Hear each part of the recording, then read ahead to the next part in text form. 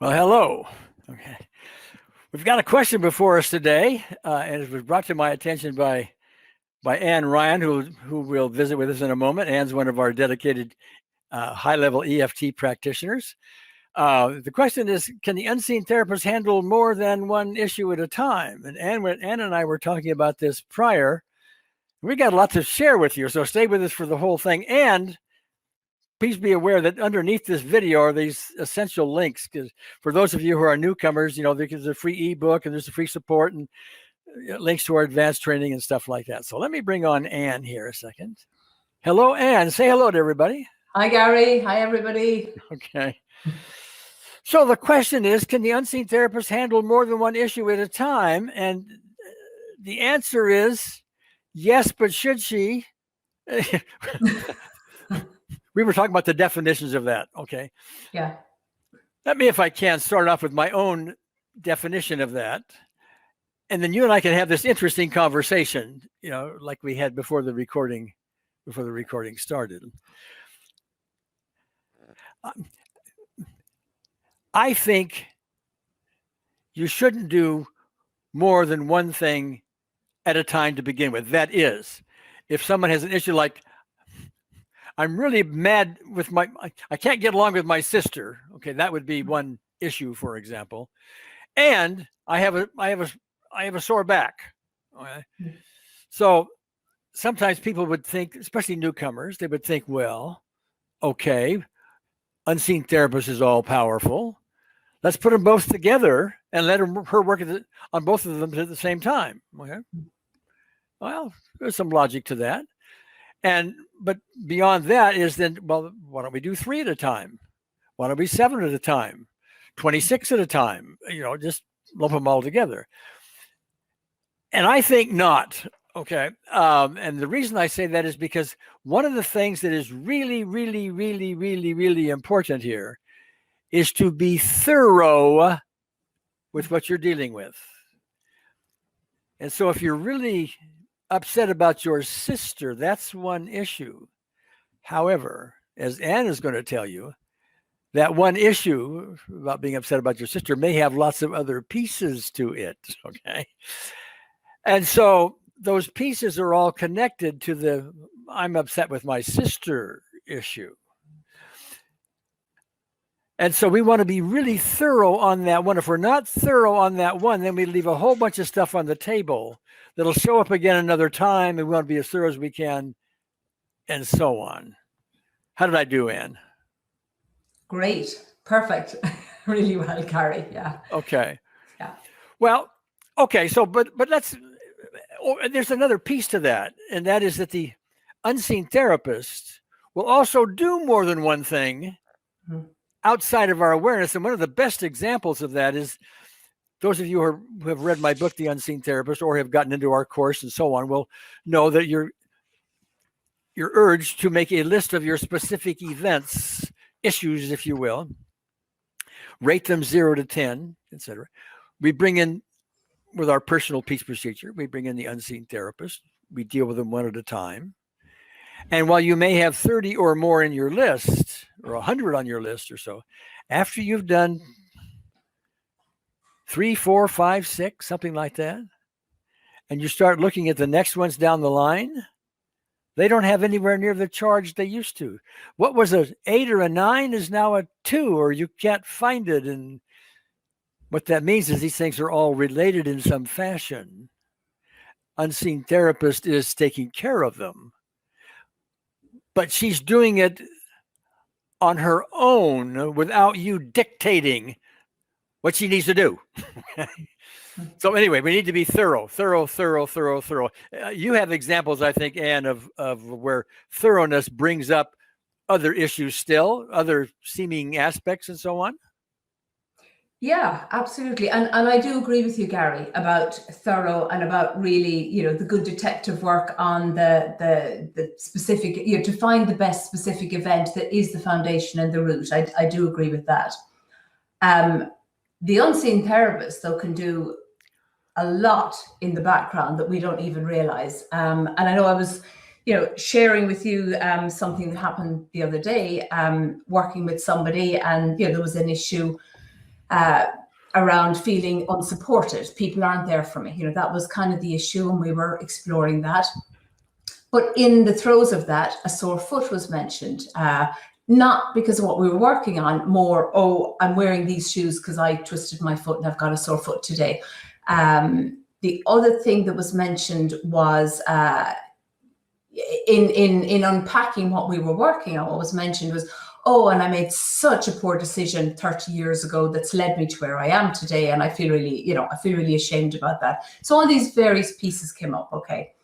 We explored and kind of found some of the foundational pieces underneath, you know, I feel unsupported, nobody is there for me. Close our eyes, we both go in with the unseen therapist as somebody who's used to doing this work, both go in. I'm engaged with the unseen therapist who's, you know, I mean, literally kind of went bum, bum, bum, bum. So she said, the sore foot, we weren't going in for the sore foot. She said, tell her the sore foot is there so she doesn't have to walk with those people that she's not really aligned to. This is the unseen therapist saying that. Exactly. Yeah. I want to back up one second. You have a lot of experience with this. That's why you're one of our more advanced practitioners. So you have learned to communicate better and better and better with the unseen therapist. Okay. And so when you do that, it's becoming sort of routine. You start to get these little messages on what seems to be maybe other issues, but they're all related. Did I say it right? Absolutely. Right, you're right. Yeah, yes. Go ahead. And I do kind of take that for granted that now when I close my eyes, you know, she will communicate and I, you know, get the sense of that or hear it or whatever. Absolutely. So she kind of went through these things. We were going in for this, you know, foundational piece of no one's there for me, no one supports me. But it's almost like the unseen therapist is saying, and while I have you here, just, you know, when you come out again, just tell her foot is hurt because she doesn't need to be walking with those people. Okay. She said, her heart is heavy. So hang on a minute. And she said, I'm going to just take some of that heaviness away. So she just did this kind of clearing thing. I mean, is the client feeling it or not? I can't tell you. I mean, I knew afterwards if she was or not. I just know I'm feeling heaviness, which is then feeling kind of lighter and lighter and lighter. She said, and tell her, she said, that thing that she made a really poor decision on 30 years ago, which had just been mentioned as a by the way, she said, tell her she doesn't need to feel ashamed for that. Okay. Now, I normally, whatever the unseen therapist says, I say, okay, you know, I just listen or whatever. When she said that, okay, I paused to question her and I said, that's just going to be speaking to her logical mind. I can't just tell her, you don't need to be ashamed for that anymore.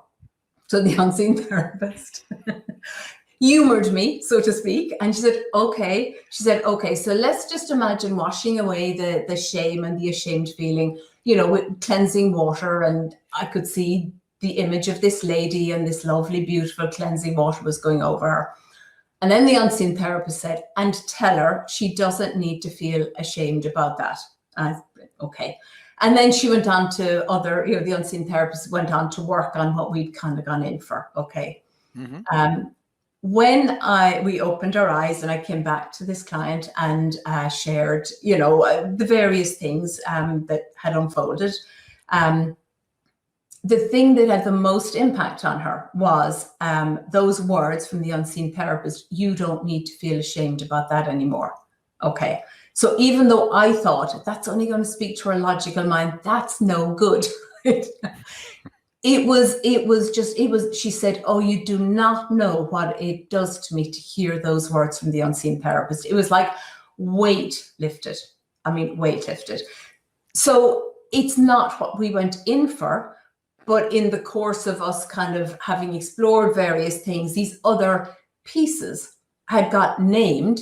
Not that we directly went in for them, and the unseen therapist in her beautiful efficiency and everything else was like, yeah, almost that. And while I have you here, you know, tell her this, tell her that. I'm dealing with her heart and that weight and the heaviness. Mm-hmm. So you're right. There was one thing on the table, so to speak, that we were going in to work on.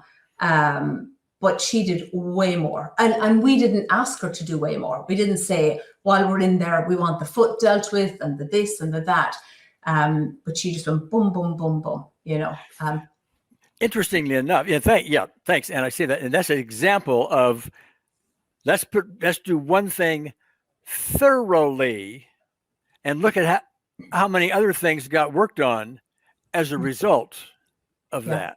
Okay. So I see that with some frequency. We're starting on what I've even seen it with physical things. Like I'm dealing with somebody's emotional issues, but I might ask them ahead of time, well, what are your physical symptoms that you? Oh, I got this tightness in my chest, and I've got this thing and that thing in my knee, and whatever else. Okay. And so, in fact, I'll even ask them for 0 to 10s on how those physical things are. This is a 4, and that's an 8, and so on. We'll go through this thorough look at the emotional issue, and when I'm all done, I will ask about how the emotional issue is, and typically we're down to very low numbers or 0 or something like that. And then I'll say, well, okay, but how's this thing in your chest? Oh, well, that's gone. What about your knee? Well, it was a 6, but now it's a little bit, 1 or 2. Okay. So we start to get other things happening anyway, but I don't want to, like I said before, I don't want to dictate to unseen therapists, here's all these unrelated things, because the client, most clients, not every client, but most clients just aren't ready for this barrage of all kinds of stuff going on. One issue where there's related things tends to be enough. And so they go. So anyway, any more thoughts on that, Anne, before we call it a day? No, except I think letting her guide it. I mean, you've just said it, but letting her guide it. So it's not us dictating, but however, it's getting out of the way and being able to follow her guidance. I mean, that's the other thing I would say. Yeah. Yeah.